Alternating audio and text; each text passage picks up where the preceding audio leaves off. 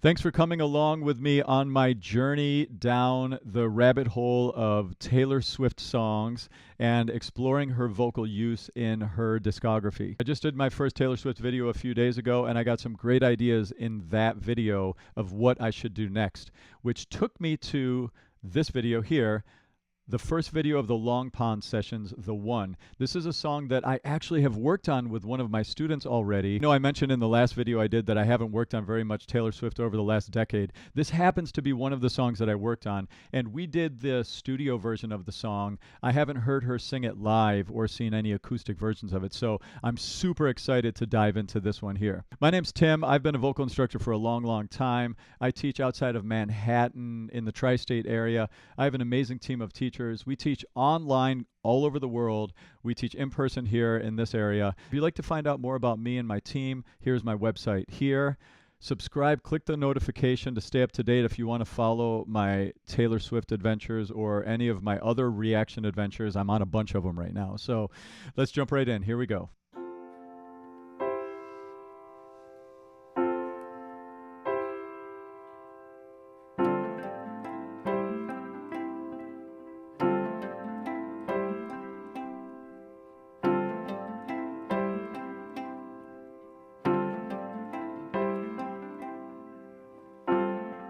I'm doing good, I'm on some new shit. Been saying yes instead of no. I thought I saw you at the bus stop, I didn't though. I hit the ground running each night. I hit the Sunday matinee. You know the greatest films of all time were never made. I guess you never know, never know. And if you wanted me, you really should've showed. And if you never bleed, you're never gonna grow. And it's alright now. We were something, don't you think so? Roaring 20s, tossing pennies in the pool. If my wishes came true, it would've been you. In my defense, I have none for never leaving well enough alone. But it would have been fun if you would have been the one.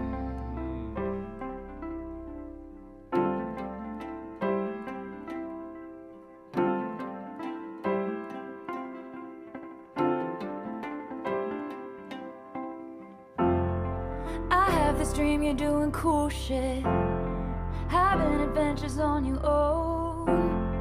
You meet some woman on the internet and take her home. We never painted by the numbers, baby, but we were making it count.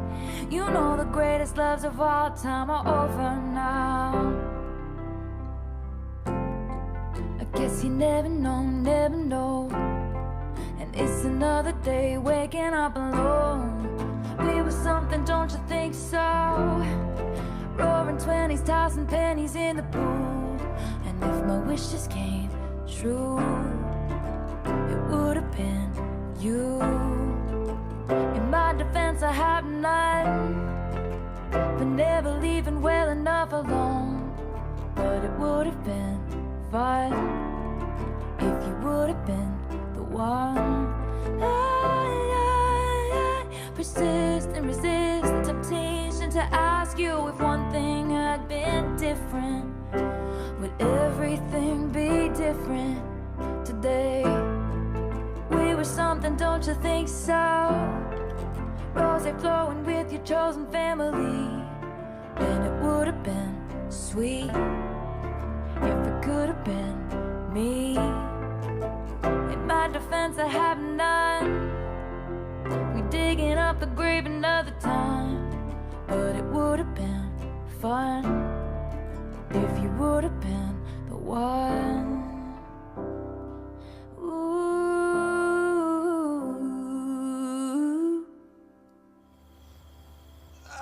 Oh, wow, that was great. That was really, really great. Definitely some of the more contemporary, modern vocal paintbrushes in that performance right there. I'm excited to go back and break some of this down for you all.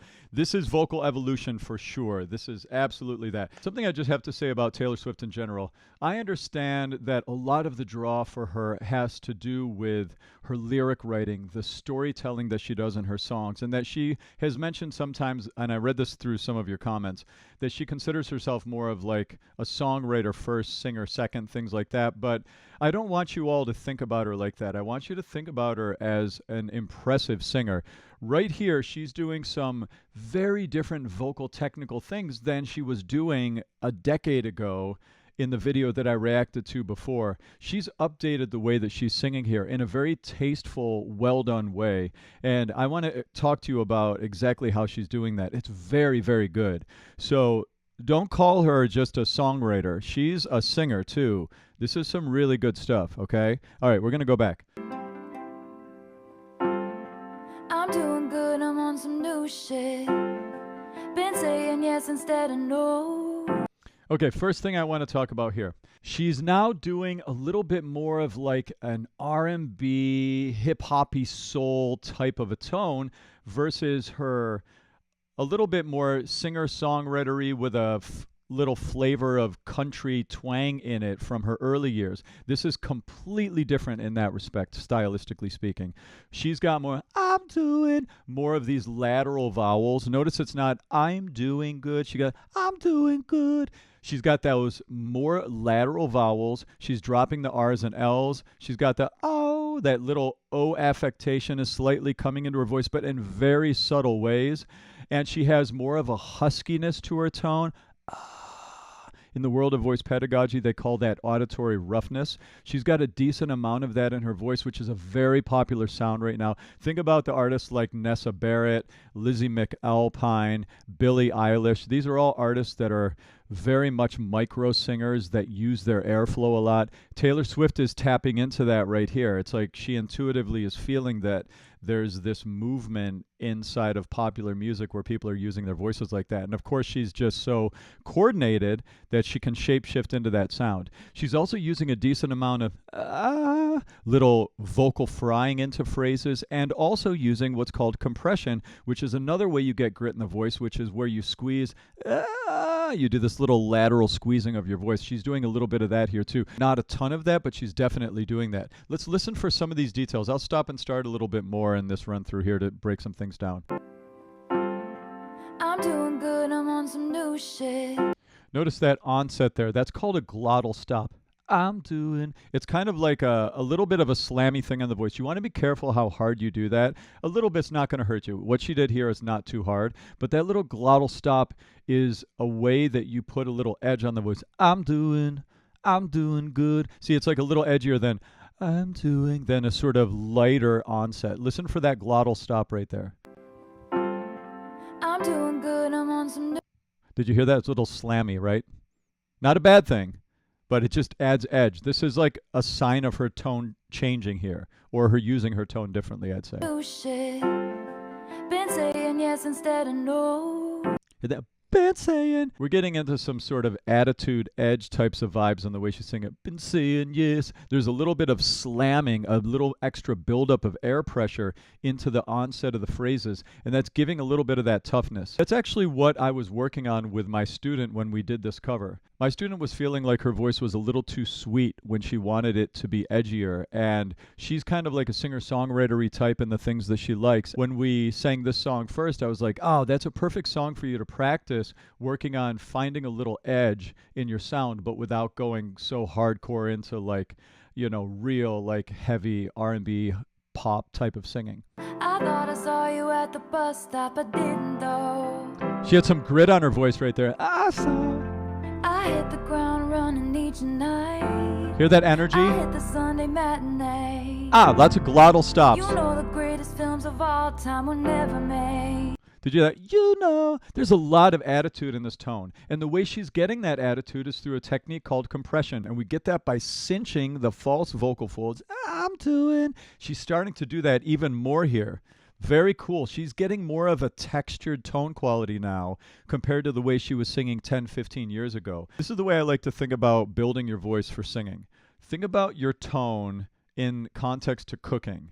It's like when you're cooking a sauce, you want it to have lots of layers of flavor. It's the same thing with your voice. You want it to have layers of complexity. You don't just want, this like clean, straight, sort of undecorated Christmas tree of a voice. You want to have some little things going on in it. You want some decorations. You want to have some extra sounds. You want a little scratchiness at times. You want a little huskiness at times. You want some brassiness at times. You want a little vibrato. You want to mix all these things together in an interesting way. That's the way to make the most complex sauce, which then makes it the most interesting for us to hear your song. Taylor Swift is doing more of those modern cooking techniques right here with her singing, if you get what I'm saying. Guess you never know, never know. Hear that huskiness, that air flowiness? And if you wanted me, you really should have showed. And if you never bleed, you're never gonna grow. And it's all right now. Never gonna grow. Hear how she's making those O's? That's not the way she's formed O vowels back in the day. Before, she's very never gonna grow. It's very like talking on the notes. She's evolving. We were something, don't you think so? And I'm not knocking the way she was doing it before, by the way. That's the way she was singing when she was younger at that time in her life. And that was appropriate for what she was doing. Why was it appropriate? Because you all love her for it. Isn't that what it's all about? It's about communication. It's about making art that's going to move someone, that's going to evoke an emotion in someone else. And if that worked, then she won. She did it. And she's done that a lot over the last couple decades. So go Taylor. Roaring 20s, tossing pennies in the pool. If my wishes came true, it would have been you. I love the grit that she's doing at the onsets of the phrases. All those little creaky door sounds. To my ear, it sounds like she's using a mixture of vocal fry and a mixture of false vocal fold activation in her singing here. Vocal fry is like a little more, it's more like a bottom-up feeling for the singer. When we do false chord activation, it feels a little bit higher up in the throat when you make that sound. And I think she's mixing them both together here. In my defense, I have none. Definitely. For never leaving well enough alone. But it would have been fun. Hear that depth in her tone there? If you would have been the one. You get that by opening your throat. Whoa, oh. And when you open your throat up, you can really change your tone or make your tone thinner. That's a huge movable part of the voice that people don't talk about a lot, but it's a big tone quality changer, and she's just adding a little more space, which gives a little more depth of tone. That's not just from her getting older. That's a vocal technical change. I have this dream you're doing cool shit, having adventures on your own. You meet some woman on the internet and take her home. Oh, the attitude and edge is good. We never painted by the numbers, baby. Even do you see the way she's using her hand there? Like that looks to me like something like Jessie J would do or Christina Aguilera would do. She's definitely stepping into like a little bit more of her diva way of singing. But we were making it count. And if you notice, by the way, her vowel usage here is a lot more like the vowel usage of someone like Christina Aguilera. You know the greatest loves of all time are over now. Can you hear that there? I guess you never know, never know. I love that It's tone. another day waking up alone. We were something, don't you think so? Roaring 20s, tossing pennies in the pool. It's a good If song. my wishes came true, it would have been you. In my defense, I have none. Hear that space in her tone? In my defense, she's got a lot more space in her tone, which gives it that depth there. And that's how you do it. That's one of the ways that you make your voice have more depth, have more maturity, is you open up the inside. Another way you do that is by allowing more airflow through your voice. She's doing both of those things here. But never leaving well enough alone. Hear that? Nah. Hear the depth in that never? Listen, let me play that back. In my defense, I have none. Hear that openness? Listen. But never leaving well Nah. enough alone. That's open. But it would have been fun if you would have been the one. persist and resist the temptation to ask you if one thing had been different. Ooh. Here she changed her tone right there. She got a little squeezier. She let a little more brass into her tone, a little more of the thickening of your vocal folds. That's how you get to that brassy tone. The way I like to teach voice as far as tone quality goes, you know, when we're making the sauce, if we're going to stick with the cooking comparison of your tone quality, I like to think about it like a triangle. Is this on camera? Okay, good. Yeah. So top of the triangle, we've got our grit controls. Bottom over here, we've got our brass element in our tone, which is what we get bop, bop, bop. We get through activating our thyroarytenoid muscle, or we just get in our belty voice, a lot of people call it. And then over here, we've got the wind element. Ah, the airflow allowance through our voice, which if we're a classical singer, ooh, it can be focused. If we're a pop singer, we usually, we let that air come through as a tone quality effect thing. So we've got grit, we have brass, and we have wind. And she right here is doing an excellent job of using her grit and mostly wind in this song. And now she's letting in a little bit of brass. I wouldn't have minded in this bridge if she had done a little like riffy stuff, because I think this song is a song that totally could welcome a little riffing, because she's putting on a little bit of this like R&B, hip-hoppy soul type of affectation to her voice, which is really cool. Persist and resist the temptation to ask you if one thing had been different. Hear that? It's a little brassier here. Would everything be different today? Do you notice how she dentalized that D even more? Duh. She made a little more of a pressurized buildup. That's definitely like an R&B soul type of a thing.